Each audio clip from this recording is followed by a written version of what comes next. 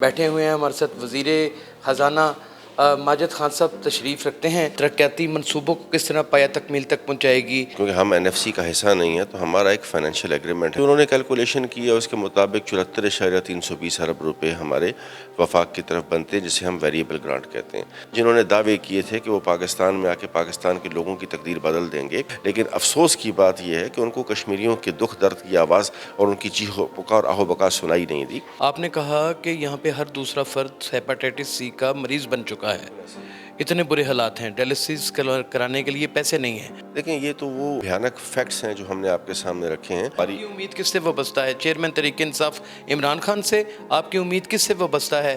وفاق سے، جو آپ کو پہلے ہی انکار کر چکی ہے؟ جو ذمہ داران ترین لوگ ہیں، جو ہمارے اداروں کے ذمہ دار ترین لوگ ہیں، ان تک ہم نے اپنی آواز پہنچانے کی کوشش کی ہے۔ السلام علیکم ناظرین، آپ دیکھ رہے ہیں اردو وائرل اور میرا نام یاسر شاہ معون خان ہے۔ اس وقت ہم آزاد جموں کشمیر کی ریاست میں بیٹھے ہوئے ہیں۔ ہمارے ساتھ وزیر خزانہ ماجد خان صاحب تشریف رکھتے ہیں۔ ان سے ہم جانتے ہیں، انہوں نے ایک بڑی دھڑکتی ہوئی دل کو دہلا دینے والی سپیچ بھی کی ہے، اور وہ فیکٹس اینڈ فگر ہمیں بتائے ہیں، جس کو سننے کے بعد پوری قوم لرز بھی اٹھی ہوگی اور فکر میں بھی مبتلا ہو چکی ہوگی کہ آنے والے دنوں میں آزاد کشمیر میں ہونے کیا والا ہے۔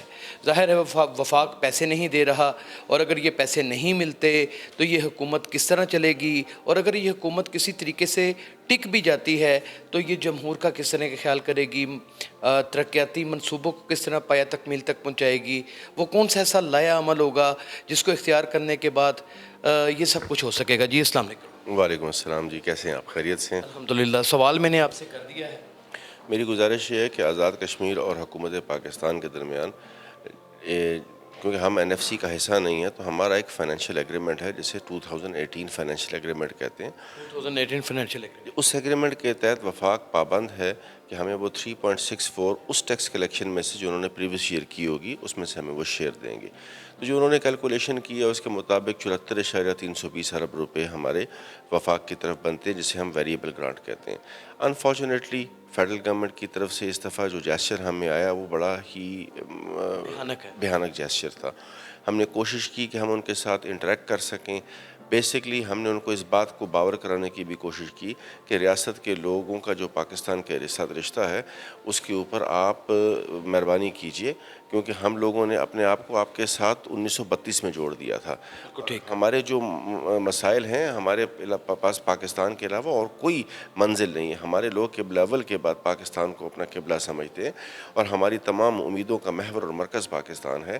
لیکن میں سمجھتا ہوں کہ جو معیشت کے چیمپئن اس وقت آئے، جنہوں نے دعوے کیے تھے کہ وہ پاکستان میں آ کے پاکستان کے لوگوں کی تقدیر بدل دیں گے، انہوں نے آتے ساتھ جس وقت آپ نے ان کو بھانمتی کا کنبہ بھی کہا۔ جی بالکل، یہ بھانمتی کا کنبہ ہے۔ آپ دیکھیے کہ اس میں تمام سیاسی جماعتیں شامل ہیں، کچھ سابق وزرائے اعظم ہیں، سابق اسپیکر ہیں، سابق چیئرمین کشمیر کمیٹی ہیں، لیکن افسوس کی بات یہ ہے کہ ان کو کشمیریوں کے دکھ درد کی آواز اور ان کی چیخ و پکار آہ و بکا سنائی نہیں دی۔ جیسے وفاق میں حکومت کو سبوتاژ کر دیا گیا پاکستان تحریک انصاف کی، اگر اس طرح کشمیر میں پاکستان تحریک انصاف کی حکومت کو جو انہوں نے اپوائنٹ کی ہے اسے ختم کر دیا جاتا ہے، تو پھر کیا مقدر ہوگا اس عوام کا؟ دیکھیں، کرنے کو تو کچھ بھی ہو سکتا ہے، کسی ہونی کو آپ یہ نہیں کہہ سکتے کہ وہ نہیں ہو سکتی، لیکن یہ ہو سکتا ہے۔ میں بالکل اس بات سے اگری کرتا ہوں کہ یہ کچھ بھی ہو سکتا ہے، لیکن میں سمجھتا ہوں کہ یہ ایک سیاہ ترین دن ہوگا، کیونکہ اس کا میسج لائن آف کنٹرول کے اس طرف بڑا نیگیٹو جائے گا۔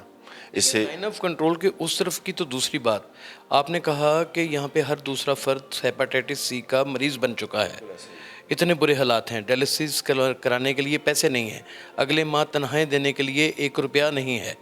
اس ساری کیفیت کو دیکھنے کے بعد ہمیں کسی دوسرے ملک کی جانب کیا دیکھنا، ہماری اپنی عوام کا کیا ہوگا، کشمیری عوام کا کیا ہوگا؟ دیکھیں، یہ تو وہ بھیانک فیکٹس ہیں جو ہم نے آپ کے سامنے رکھے ہیں۔ ہمارا جو اس وقت صورتحال ہے، بجٹ ریپوزیشن، وہ تو ہم نے آپ کے سامنے رکھ دی ہے۔ افسوس کی بات یہ ہے کہ ہم نے تو اپنی تمام معروضات حکومت پاکستان تک پہنچائی ہیں۔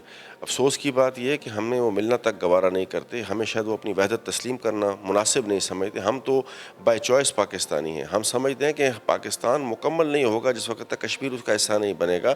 میں نے آپ کو اس کی مثال دی کہ مقبوضہ کشمیر کے کہ جو لوگ اپنی ہندوستان کی فائرنگ سے جامِ شہادت نوش کرتے ہیں تو وہ اپنے آپ کی تدفین سب سے لالی پرچم میں کرانے میں فخر محسوس کرتے ہیں. اس کا مطلب میں صرف آپ کو سمجھانا چاہتا تھا کہ جو رشتہ ہمارا پاکستان کے ساتھ ہے وہ اس بھانمتی کے کنبے کے مرہون منت نہیں ہے. ہمارا رشتہ پاکستان کے ساتھ بہت مضبوط اور منظم رشتہ ہے. ہم اس کی پاس رکھ کے بیٹھے ہیں. ہم نے صبر کا دامن اس وقت بھی نہیں چھوڑا, ہم آج بھی نہیں چھوڑیں گے. ماجد خان صاحب, یہ تو ساری باتیں جذبات اور پھر ان چیزوں کا سیاست کا ایک بہت بڑا حصہ ہیں جو ہم اکثر بولتے بھی ہیں, سنتے بھی ہیں, تقاریر میں چلتی بھی ہیں, لیکن ریاستیں, حکومتیں ان باتوں سے نہیں چلتی, وہ فنڈ سے چلتی ہیں. جب فنڈ ہی نہیں مہیا ہوں گے تو پھر کیا بنے گا؟ ہم نے تمام جو کنسرن کوارٹرز ہیں اس تک ہم نے اس باز گشت کو پہنچایا ہے. ہم امید کرتے ہیں ایک محور اور مرکز ہے جس تک ہماری. آپ کی امید کس سے وابستہ ہے؟ چیئرمین تحریک انصاف عمران خان سے؟ آپ کی امید کس سے وابستہ ہے؟ وفاق سے, جو آپ کو پہلے ہی انکار کر چکی ہے؟ دیکھیں, یہ ایک سیکیورٹی پرون ایریا ہے, ایک سینسیٹیو ایریا ہے. یہاں افواج پاکستان کی پریزنس بہت زیادہ ہے اور اس لیے بھی ہے کہ لائن آف کنٹرول کے اوپر آئے روز ہندوستان فائرنگ کرتا ہے.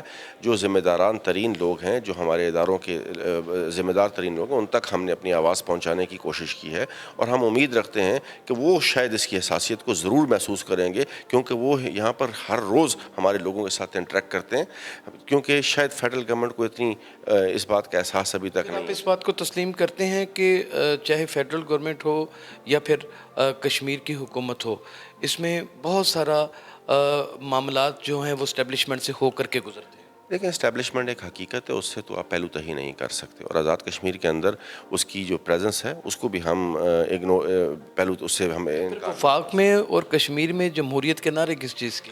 جمہوریت اپنی جگہ پر ہے. میں نے آپ سے عرض کیا کہ یہ ایک سینسیٹیو پرون ایریا ہے, اس کی اپنی ایک حساسیت ہے. یہاں پر لائن آف کنٹرول کے اوپر آئے روز ہندوستان فائرنگ کرتا ہے. یہاں پر فوج کی پریزنس اس لیے بھی ہے کہ آپ لوگ جو سکون کے اندر اس وقت پاکستان کے اندر سانس لے رہے ہیں, یہ ہماری فوج اور ہماری سول پاپولیشن کی قربانیاں ہیں, جس کی وجہ سے یہاں پر آپ لوگ آرام اور سکون کا سانس لے رہے ہیں. وفاقی حکومت کی ہٹ درمی کو دیکھتے ہوئے آپ نے کشمیر حکومت نے کوئی ایسا لایا عمل اختیار کیا ہے کہ کسی نہ کسی طریقے سے حکومت کو رن کیا جا سکے اور لوگوں کو فیسیلیٹیٹ کیا جا سکے؟ ہم نے اس کے لیے اپنی پلاننگ کی ہوئی ہے. ہم ابھی فی الحال کوشش کر رہے ہیں کہ فیڈرل. اس کے 2-4 نکات بتائیں. گزارش میری یہ ہے کہ ہم نے اپنے ٹیکس کلیکشن کو انکریز کرنا شروع کیا ہوا ہے. ہم اس کا نیٹ ورک بڑھا رہے ہیں تاکہ جو ہمارے آنے والی مشکلات نے کہا کہ بیجا ٹیکس لگنے کی وجہ سے انڈسٹری کو بہت بڑا نقصان پہنچا. بے شک اس میں کوئی اگر آپ مزید ٹیکس کلیکشن کی جانب جائیں گے تو مزید نقصان کے بھرپائی کر پائیں گے کیا؟ بالکل نہیں کر پائیں گے, لیکن ہمارے پاس سلوشن اور کوئی نہیں ہے.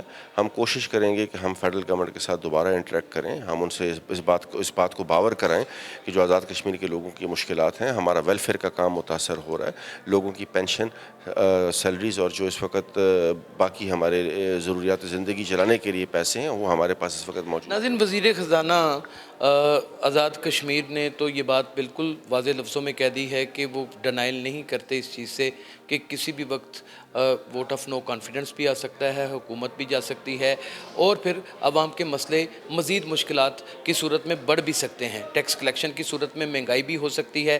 جیسے پورا پاکستان اس وقت مہنگائی کے دباؤ میں بالکل اٹا پڑا ہے, اسی طریقے سے شاید اب جموں کشمیر بھی ایک اس کی عوام مہنگائی کے بوجھ میں دبتی چلی جائے گی.